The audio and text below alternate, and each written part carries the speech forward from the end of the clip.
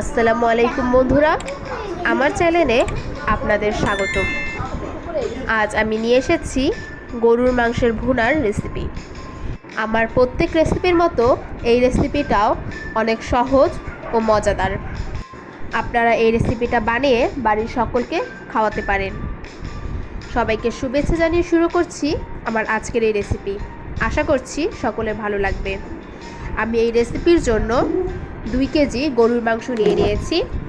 এর মধ্যে দিয়ে দিচ্ছি 2 থেকে 3টা তেজপাতা, 3 টুকরা দারচিনি, 5 থেকে 6টা এলাচ, দিয়ে দিচ্ছি 5 থেকে 6টা লবঙ্গ,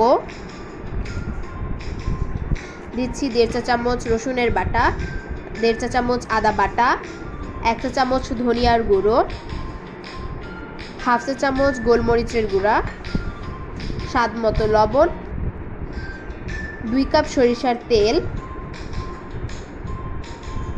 ও 2 কাপ পেঁয়াজ কুচি দিয়ে ভালোভাবে মাখিয়ে নেব।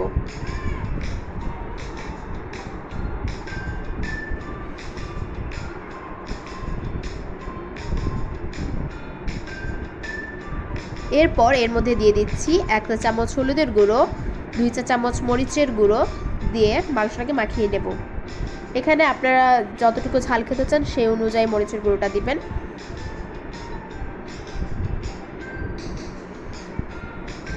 এরপর মাংসটাকে চুলায় বসিয়ে ঢেকে দিতে হবে।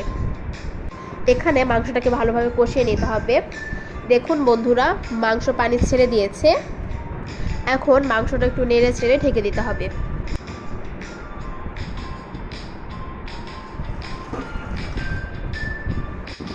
আবারও একটু মাংসটাকে নেড়ে নিতে হবে।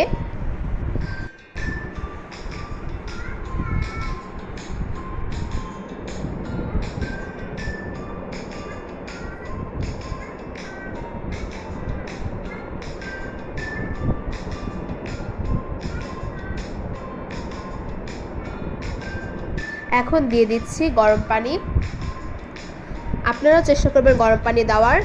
এখানে আমি 2 কেজি গরুর মাংস নিয়ে নিয়েছি, সেজন্য আমি এখানে 1 লিটার গরম পানি দিয়ে দিয়েছি।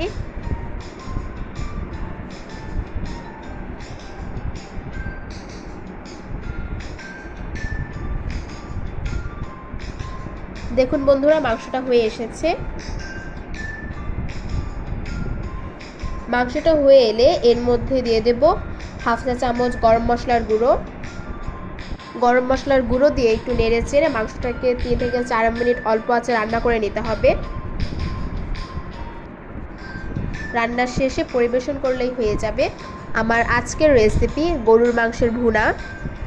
বন্ধুরা, আমার রেসিপিটা যদি আপনাদের ভালো লাগে অবশ্যই লাইক, কমেন্ট, শেয়ার করবেন এবং আমার ভিডিও সাথে সাথে পেতে আমার চ্যানেলটা সাবস্ক্রাইব করবেন।